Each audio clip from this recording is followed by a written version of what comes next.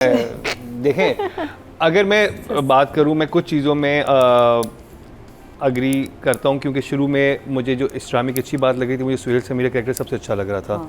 उनकी बातें बड़ी प्रोग्रेसिव थी, बड़े मज़े की थी, और वो काउंटर आर्ग्यूमेंट बड़ा अच्छा होता था, छोटी छोटी बातें थी। वो ट्रैक सेटल हो गया, यानी उस घर के जो मसाइल थे, किरण के घर के मसाइल हल हो गए। उसके बाद हम एक दूसरे घर में पहुँचे जहाँ पे मोमिना और जो उसकी जो माँ हैं फ़िरोज़ कादरी की, आसमा, उनकी टसल थी, वो भी फिजल आउट हो गई। अब एक रह के ये ट्रैक रह गया जिसमें शानी वाला मसला चल रहा है, और मैं कुछ हद तक नादिया से एग्री हूँ कि वो रिपीट बहुत हो रहा है। मैंने जब एपिसोड देख रहा था, क्योंकि मैंने साथ में एपिसोड देखी, तो मुझे यही था कि अभी मैंने पिछले एपिसोड में यही बात सुनी है, अब ये बात दोबारा हो रही है। मुझे कुछ शर्मीन का और सुहेल का जो एक ट्रैक आया है, वो एक उसको थोड़ा सा आगे किया, वो भी इंटरेस्टिंग है कि वो उन दोनों को नहीं पता कि वो आपस में एक तरह से सेम फैमिली से बिलोंग करते हैं, या उनके भतीजों या भांजियों की शादियां साथ में हुई हैं। जो इंटरेस्टिंग था इस एपिसोड में, जो मुझे लगा, जिसमें वो बेटे को पिक करके लेके जाता है फ़िरोज़ कादरी, और पीछे से शर्मीन भेज देती है। अब वो वेट कर रही है, और जब ऊपर से किरण वगैरह आ जाते हैं, अब मैं था कि वो बच्चा भी पहुंचा ही नहीं होगा, ये तो बहुत एक पैनिक सिचुएशन होगी। वो लेकिन कमरे में बच्चा मौजूद होता है, वो एक अच्छा ट्विस्ट था। वो मज़े का लगा कि आपने यहाँ तक एक बिल्टअप रखा कि वो क्या होने वाला, क्या होने वाला। मैंने कहा शिट, जब घर आएंगे तो आगे क्या होना है, तो घर में बच्चा पहले से मौजूद था, वो अच्छा था। और मुझे एक अच्छी चीज़ लगी, शर्मीन के कैरेक्टर में शिफ्ट आया। वो पहले मुझे बहुत नेगेटिव लग रही थी, लेकिन जो वो वॉक वाला सीन था, उसमें जो वो अपना बताती है और पता चलता है वो कितनी अच्छी इंसान है, कि उसने अपने हस्बैंड के मरने के बाद उसके बच्चों को, उसके छोटे बहन भाइयों को संभाला, उनको पाला, फिर उसने लगा कि अपनी ज़िंदगी फोकस करना चाहिए। तो वो दोनों जो उन दोनों का मैच नज़र भी आता है। पहले मैं ये सोचा था कि इतनी नेगेटिव औरत है, इसका सुहेल समीर जैसे कैरेक्टर के साथ कैसे मैच होगा, क्योंकि आप इनकी वाइब ही नहीं मिलती। लेकिन फिर ये समझ आती है कि शमून ने उसको इतना पहले से फीड किया हुआ था कि वो एक प्री कंसीव नोशन लेके आई थी टुवर्ड्स किरण, और अब वो थोड़ा फेड होना शुरू हुआ है वो। और सुहेल समीर के साथ जब अपने दिल की बात करती है, तो हमें उसके कैरेक्टर के बारे में, फ़िज़ा के कैरेक्टर के बारे में जानने का मौका मिला। तो ये चीज़ें थी इंटरेस्टिंग। और मुझे ये था कि अगर ये ड्रामा 26 एपिसोड का बनाया था और इस वक्त हम 38-39 पे खड़े हैं, तो मसला ड्रैग का ही आया, और तो वो नहीं है। लेकिन अगर मैं वैसे बताऊँ तो मैं इसको डेफिनेटली 1 थम्स अप दूंगा, क्योंकि मुझे जो सस्पेंस क्रिएट किया गया था ना, कि बच्चा पहुंचा नहीं पहुंचा, वो इस एपिसोड में बड़ा इंटरेस्टिंग था। तो 1 thumbs up. Nice music background. Atika ji, अब बात कर ली जाए। राइटर हैं सरवत नज़ीर और डायरेक्टर हैं मरीना खान। प्रोडक्शन हाउस देके गया है, ये डायरेक्टर जो हैं उनकी मर्ज़ी से हुआ है कि अगर 26 एपिसोड थी, वो 40 तक चली गई हैं, तो कुछ तो उसको बढ़ाया गया है, और या तो प्रोजेक्ट ऑन एयर जाने के बाद बढ़ाया गया, या जिस तरह से भी, जैसे हमारे यहाँ कुछ होते हैं कि फ्लैशबैक दिखा के, ये दिखा के लंबा किया जाता है। मुझे ये लगा था कि ये चीज़ें, ये आराम से 34-35 पे ख़त्म हो सकती थी कहानी। इसको इतना क्योंकि बहुत बड़ा बैंग अब कोई रहता नहीं, सिवाय इसके कि सुहेल समीर और वो मिलेंगे, इसके अलावा कोई चीज़ बाकी नहीं है। या तो ये होता है कि जो फ़िरोज़ कादरी का जो घर है, वहाँ पर कुछ चीज़ें हो रही होती हैं, वो बिल्कुल वो एकदम वो सब चीज़ें छोड़ के वो बस एक बेटे के पीछे फोकस हो गया है। और मुझे ये समझ नहीं आ रहा था कि उसको अचानक बेटे से इतनी ऑब्सेशन कैसे हो गई, जबकि आज से 4 साल पहले उससे कोई इतना फ़र्क नहीं पड़ता था बिल्कुल भी।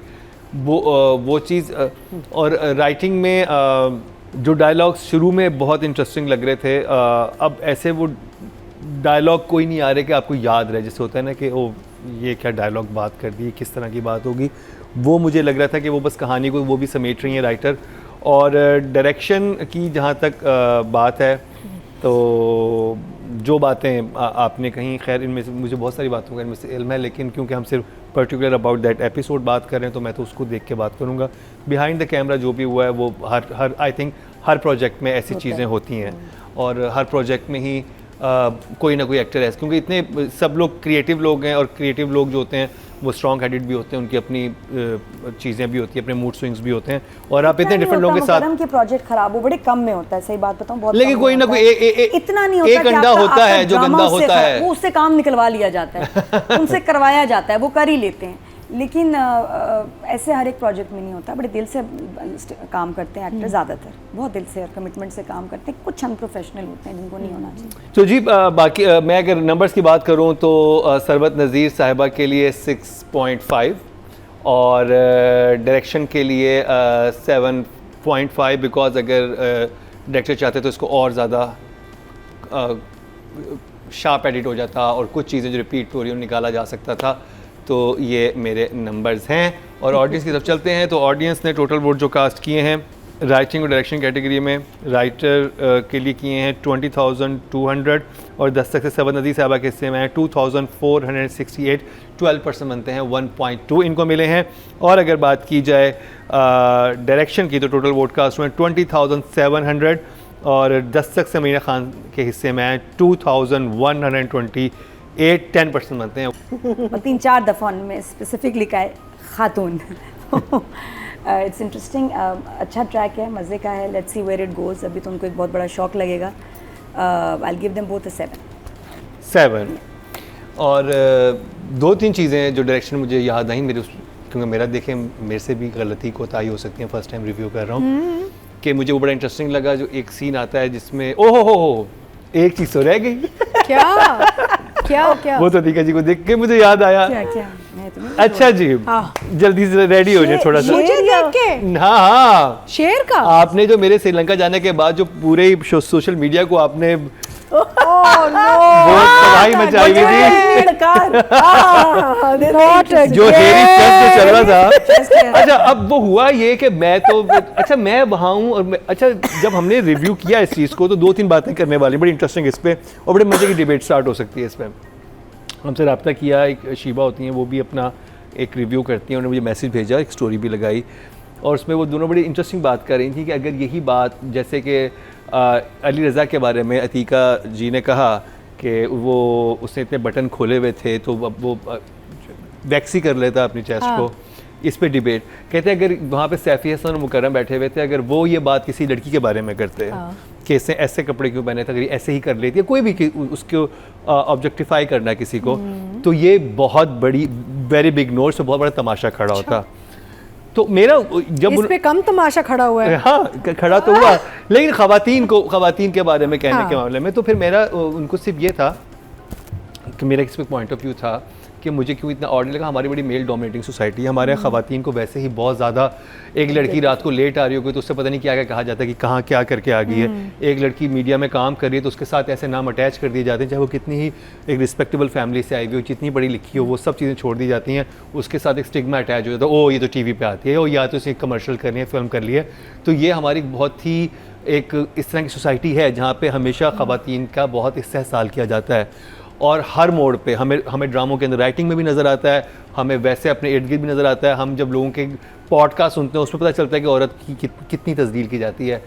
और मुझे ये लगा कि अगर आपने एक लड़के के बारे में बात कर ली तो इट्स नॉट दैट सीरियस क्योंकि सोसाइटी ऑलरेडी मर्द बहुत स्ट्रॉन्ग पोजीशन में है, उनको कोई फ़र्क नहीं पड़ता। हाँ ख़वातीन हमारी बहुत कमज़ोर पोजीशन में, अगर उनको आप ऐसे ऑब्जेक्टिफाई करते हैं तो उनके साथ पहले इतना जुल्म हो रहा है और मज़ीद अपने आर्ट में, क्योंकि ये एक फॉर्म ऑफ आर्ट है जो ड्रामा है, इसमें आप इस चीज़ को ना इस्तेमाल करें।